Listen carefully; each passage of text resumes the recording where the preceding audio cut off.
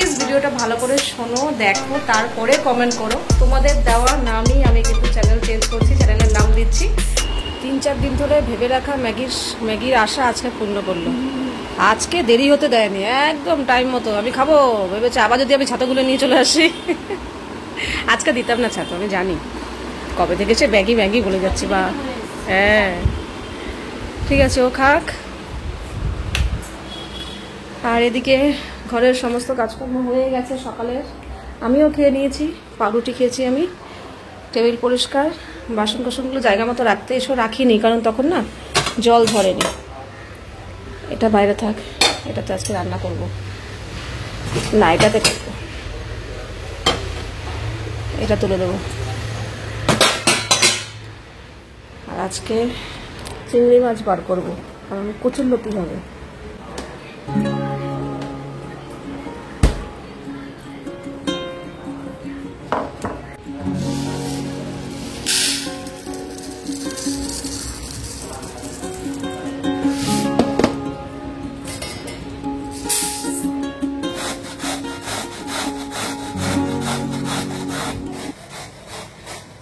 আজকে বলেছে মুগ ডাল করতে আর এই আলুর চিপস করতে, মানে ঝুরি আলু ভাজা যেটা বলে না, অনুষ্ঠান বাড়িতে দেয়, বিয়ে বাড়িতে ওইটা। ওই আলু ভাজা মুগ ডাল খেতে ভালো তো লাগে, কিন্তু এই আলু ভাজা করাটা প্রচন্ড ঝামেলার একটা জিনিস। প্রথম কথা তো এইভাবে ঘষতে হয় আলু, তার মধ্যে জলে ভিজিয়ে রেখে ভালো করে পরিষ্কার করে ধুয়ে পুরো জল ছড়িয়ে, ওগুলো অত অব্দিও ঠিক আছে। কিন্তু তারপরে ভাজার সময় আমরা আলু ভাজলে কি করি, একবারে যতটুকু আলু ভাজবো কড়াইতে সব ঢেলে দিই, কিন্তু এটা তো সেটা হয় না। আর আমাদের তো আর সেই অনুষ্ঠান বাড়ির মতো অত বড় কড়াই, অত বেশি বেশি তেল নয়, ঘরোয়া কড়াই, ছোট তেল, অল্প তেল, কাজে অল্প করে আলু ভাজতে হয়। আর এই আলু ভাজা আমি যে একটুখানি করবো তাতে হবে না, লাগে বেশি। তো এই একটা ঝামেলা রান্না। আর তার মধ্যে কালকে যে লতি কেটে রেখেছিলাম, এই কটা লতি কাটতে কালকে আমার 1.5 ঘন্টা লেগে গেছে, কোমর পিঠ ভরে কেটেছি। এই লতিও রান্না করতে হবে আজকে, চিংড়ি মাছও বার করে রেখেছি। এটা কিন্তু বেশ ভালো জোরে বৃষ্টি নামলো, হঠাৎ করে মেঘ হয়ে অন্ধকার হয়ে গিয়ে বৃষ্টি শুরু হয়ে গেছে। আর এই যে আলু ঝিরিঝিরি করে ঘষে ভালো করে ধুয়ে জল ঝরানোর জন্য রেখে দিয়েছি। চিংড়ি মাছ পুরোটা দেইনি, কিছুটা ধুয়ে নুন হলুদ মাখিয়েছি, আর কিছুটা রেখে দিয়েছি অন্য একটা কাজের জন্য। আর এই যে কচুলতিও ধুয়ে নিয়েছি, মুগ ডাল সেদ্ধ হয়ে গেছে, এখানে ভাত বসিয়ে দিয়েছি। সবার আগে ডালটাই করলাম, ডালটা তো সেদ্ধ হয়ে গেছে। তো মুগ ডালটা না একটু নারকেল, আদা বাটা, জিরে বাটা দিয়ে করছি। মুগ ডালে নারকেল দিলে না একটু টেস্ট হয়। মশলাটা কষানো হয়ে গেছে, এবার সেদ্ধ করা ডালটা দিয়ে দিলাম। রেখেছি তো, কিসের জন্য? আমি পটল চিংড়ি করার জন্য রেখেছি। তুমিও? হ্যাঁ হ্যাঁ, আমি মনে মনে রেখেছি পটল চিংড়ি। হ্যাঁ হ্যাঁ হ্যাঁ হ্যাঁ, হেভি লাগে। এই জন্য দেখলাম, হ্যাঁ মিল আছে বলে তো এত বছর রয়েছে, বাড়িতে থাকতে পারতাম। হ্যাঁ আসো, আর মাখন মাখাতে হবে না। যাই, এইটুকু চিংড়ি রেখেছি, আর এখানে অর্ধেক আছে আর অর্ধেক তুলে রেখেছি। এইটুকু লতির জন্য করতে হবেও না। হ্যাঁ, তুমি আলু, এই আলুর ভাজতে তোমার সামনে আজকে ভাজবো, দেখবে। আচ্ছা, ঠিক খেতে বসার আগে ঠিক খাবো, ঠিক ডালটা দিয়ে মাখবো, সেই সময় দুটো শুকনো লঙ্কা বড় বড়, ঠিক আছে, একটু ভেজে দেবো। ঠিক আছে, বড় বড় শুকনো লঙ্কা। হ্যাঁ হ্যাঁ, এখানে মুগ ডালটা হয়ে গেছে, একটু ভাজা মশলা দিয়ে দিয়েছি, আর দিয়ে দেবো একটু ঘি, ব্যাস ডালের স্বাদ পাল্টে যাবে। বৃষ্টি হচ্ছে, মাঝখানে একটু থেমেছিল, আবার বৃষ্টি হচ্ছে। দেখ, মুগ ডাল হয়ে গেছে, ওদিকে ভাত হয়ে গেছে, টেবিলে রেখে দিয়েছি। আর এদিকে চিংড়ি মাছটা একদম হালকা করে 30-40 সেকেন্ড ভেজে তুলে রেখেছি। খুব বেশি ভাজলে আবার রাবার হয়ে যায়, শক্ত হয়ে যায়, আবার একদম ভাজা ছাড়া দিতে ভালো লাগে না। জাস্ট 30-40 সেকেন্ড একটু তেলের মধ্যে দিকে নাড়াচাড়া করেছি। আর এদিকে কচুলতিটা একটু কালো জিরে ফোড়ন দিয়ে ভাজা করে, নারকেল বাটা, সর্ষে বাটা, কাঁচা লঙ্কা বাটা, নুন হলুদ মিষ্টি দিয়ে দিয়েছি। এইভাবে ভেজে রাখা চিংড়ি মাছগুলো দিয়ে ভালো করে মিশিয়ে একটু ঢাকা দিয়ে দেবো, ব্যাস কচুলতি রেডি। এই কচুলতি করার পেছনে কত মেহনত, কত সময়, খেতে কতক্ষণ লাগবে, পাতে দেওয়ার সঙ্গে সঙ্গে শেষ, 2 মিনিট। এই ঘুগনিটা খাওয়ার জন্য 2 ঘন্টারও বেশি সময় থাকলে ভালো লাগে। এই যে কচুরতিটা চাপা দিয়ে এই পাশে গ্যাসে নিয়ে আসলাম। এখানে কড়াইতে তেল দিয়ে দিয়েছি। এই আলু ভাজতে অনেকটাই তেল লাগে। এখানে কাঁচা বাদাম নিয়ে নিয়েছি, আর শুকনো লঙ্কাটা পরে ভাজবো, ওগুলো পরে ভাজবো, আগে এইটা ভাজি। এই কটাই ভাজতে কত সময় লাগবে এবার দেখি। একটু একটু করে ভাজতে হবে, গ্যাসটা কমাই, দেওয়ার সঙ্গে সঙ্গে না ফুলে ফেপে ওঠে।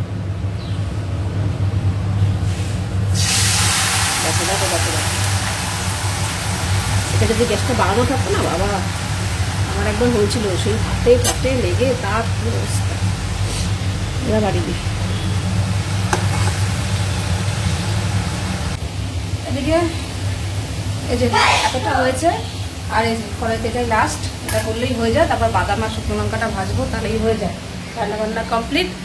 আর এদিকে তাতানের লেগেছে ঠান্ডা, স্নান করে এসে পুজো দিচ্ছে। আর এই নাইটিগুলো বাইরেই মেলা ছিল, কিন্তু কালকে রাত্রে মানে ভোরবেলার দিকে বৃষ্টি হয়েছে, মনে হলো ধরে ধরে ঠান্ডা ঠান্ডা লাগবে, তাই জন্য দরজা একটু মেলে দিয়েছি। শুকনোই শ্যাম্পু দিলি কেন আজকে? না দিলে ও অবশ্য হ্যাঁ, তো কালকে সকালবেলা আবার পড়া আছে, শনিবারটাই ওর শ্যাম্পু করার মতো ঠিকঠাক, না হলে রবিবার আবার সকালে পড়া থাকে। চলো এই কথা। হ্যাঁ তার আগে, কিন্তু তার আগে তো তুমি ভেজা চুল নিয়ে যেতে হবে তাহলে। চলো এই কটা ভাজলেই কমপ্লিট। এই হচ্ছে ঝুড়ো আলু ভাজা, এখন নুন মেশানো হচ্ছে ভাজা। এই হচ্ছে চিংড়ি মাছ দিয়ে কচুরলতি, আর এখানে হচ্ছে নারকেল টারকেল দিয়ে মুগ ডাল। তাতান যাচ্ছে এখন পড়তে। তোমরা অনেকেই তাতানের এই ড্রেসটার লিঙ্ক চেয়েছিলে, আমি একটা ভিডিওতে দিয়েছিলাম। তো যদি ওই যে পেছনের টুপিটা আছে না, যদি পাই আবার দিয়ে দেবো ওখানে। আবার সাবধানে যাবি। টাটা। ব্যাগে ছাতা আছে তো? ভিজবিটা কিন্তু, ঠান্ডা লেগে গেছে। ভালো রুমাল নিয়েছিস তো? হ্যাঁ হ্যাঁ, রুমাল নিয়েছিস তো? ঠিক আছে।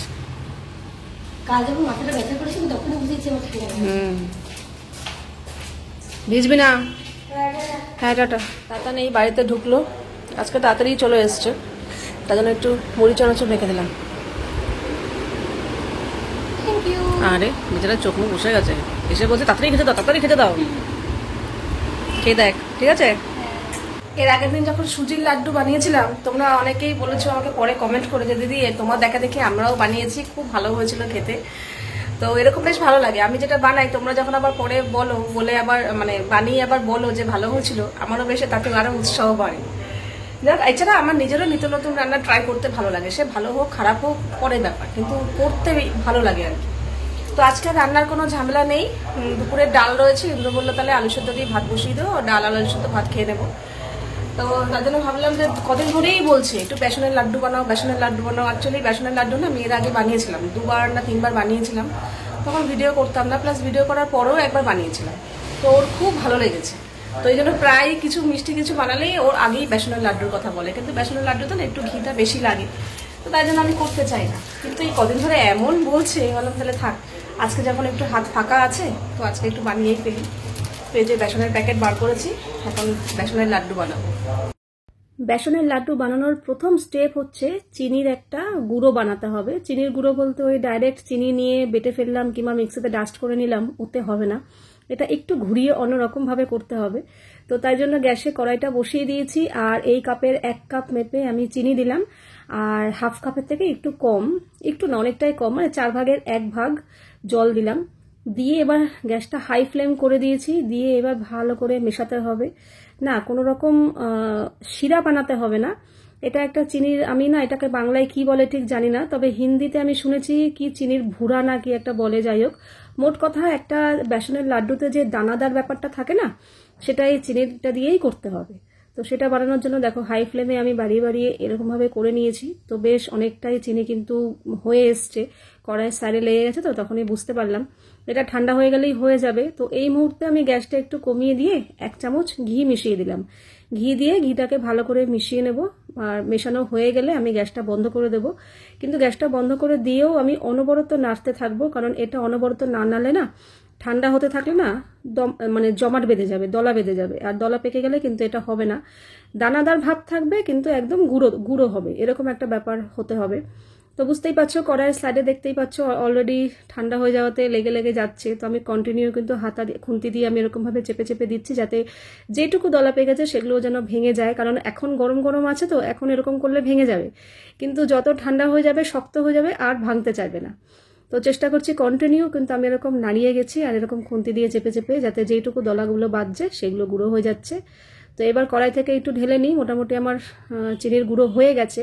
কিন্তু যতই অনবরত নাড়ি না কেন কড়াইতেও একটু লেগে গেছে, আর তার মধ্যে দেখলাম সামান্য সামান্য একটু দলাও পেকে গেছে।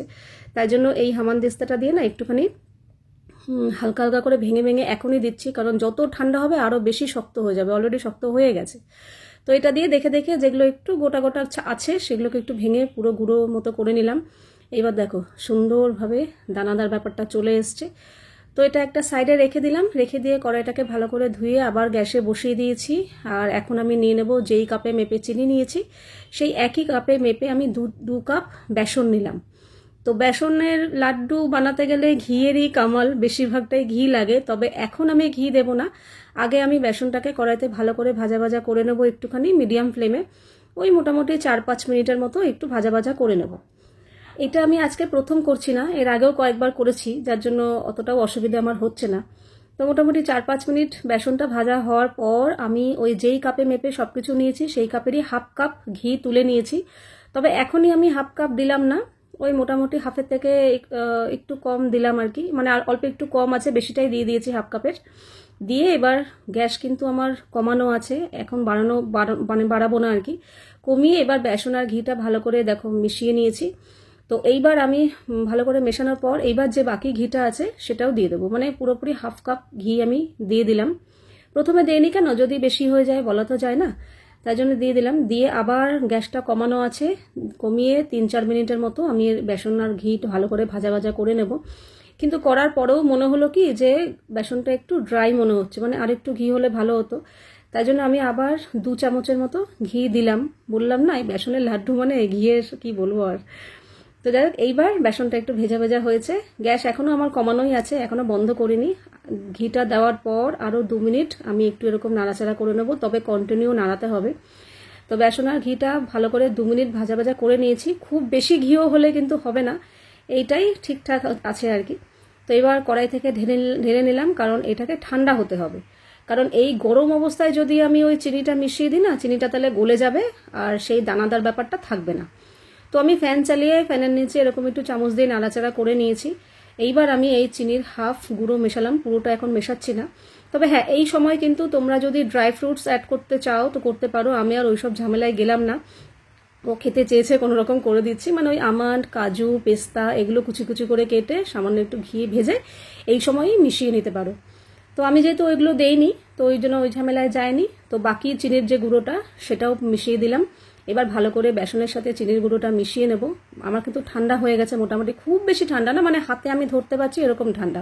আর গরম অবস্থায় বলেছি একদমই দেওয়া যাবে না, তাহলে চিনি মেল্ট হয়ে গেলে না সেই বেসনের লাড্ডুর দানাদার ব্যাপারটা একদমই থাকবে না। তবে হ্যাঁ, বেসনের লাড্ডু আমি এই নিয়ে যতবার করলাম একটা সমস্যায় পড়েছি, যতই ঠান্ডা হয়ে যাক এই নরম ব্যাপারটা থেকে যায়, লাড্ডু যতই গোল পাকিয়ে রাখি চ্যাপ্টা হয়ে যায়। মাঝে মাঝেই আবার হাতে করে নিয়ে নিয়ে গোল গোল গোল গোল করে রাখতে হয়, যতক্ষণ না পর্যন্ত পুরো ঠান্ডা হচ্ছে ততক্ষণ পর্যন্ত না জমে না আর গোল ব্যাপারটা আসে না। আমি তো রাখবো, রেখে চ্যাপ্টা হয়ে যাবে। তো গরম অবস্থা না একটু নরম নরম থাকে, তো গোল গোল করছি কিন্তু চেপতে যাচ্ছি, যেই ঠান্ডা হয়ে যাবে তারপরে আস্তে আস্তে শক্ত হবে। আর এই শক্ত হতে প্রচুর সময় লাগে, অনেকক্ষণ সময় লাগে।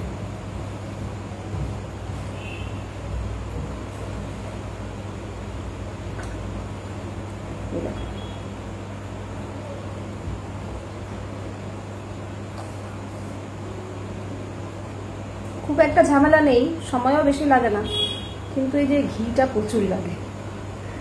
2 কাপ বেসনে আমার হাফ কাপের থেকেও 1-2 চামচ বেশি ঘি লেগেছে। এদিকে আমি ভাত বসিয়ে দিয়েছি, আর এদিকে আলু সেদ্ধ বসিয়ে দিয়েছি, আর দুপুরের যে ডাল ছিল সেটাই বার করেছি, সেটা গরম করব। আর এদিকে লাড্ডুটাও সেট মোটামুটি হয়েছে, পুরোপুরি এখনো হয়নি, এরকম হয়েছে। আর এখনো এটা না ঠান্ডা হতে খুব সময় লাগে, মানে ঠান্ডা হয়ে গেছে কিন্তু মানে এই নরম ব্যাপারটা থাকে না, মানে অনেকক্ষণ অবধি থাকে, শক্ত হতে সময় লাগে। তো তো মাঝে মাঝেই না আমি এরকম নিয়ে নিয়ে এরকম পাকিয়ে দিচ্ছি, নাহলে চ্যাপটা টাইপের হয়ে যাচ্ছে। পুরোপুরি যখন ঠান্ডা হয়ে যাবে, মানে মোটামুটি কালকে সকাল সকালে অবধি, ততক্ষণে সুন্দর লাড্ডুর আকার হয়ে যাবে।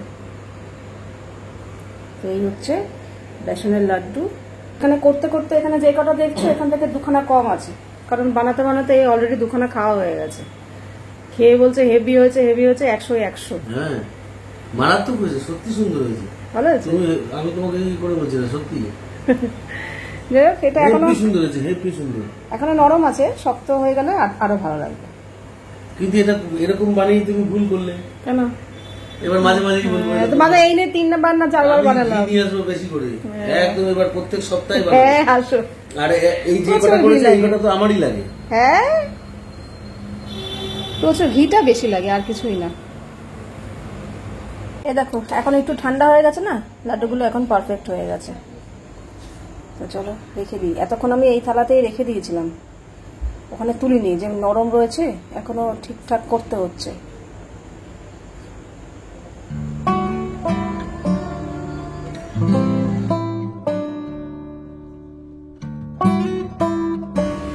বেসনের লাড্ডু রেডি। 2 কাপ বেসনে আমার 21খানা লাড্ডু হয়েছিল, তো এখানে 19টা আছে, যেহেতু 2খানা খেয়েছে। তো লাড্ডুটা ওখানে ঢেকে রাখলাম, রাত্রেবেলা বাইরেই রাখবো টেবিলের ওপর। আর এদিকে খাবার রেডি, বাড়বো, আলুও মাখা হয়ে গেছে ডাল দিয়ে। তো একটা কথা বলার জন্য এলাম, তোমাদের মধ্যে অনেকেই আমার মনে হয় ব্লগটা ঠিকঠাক মতো দেখো না, কিংবা পুরো কথা শোনো না।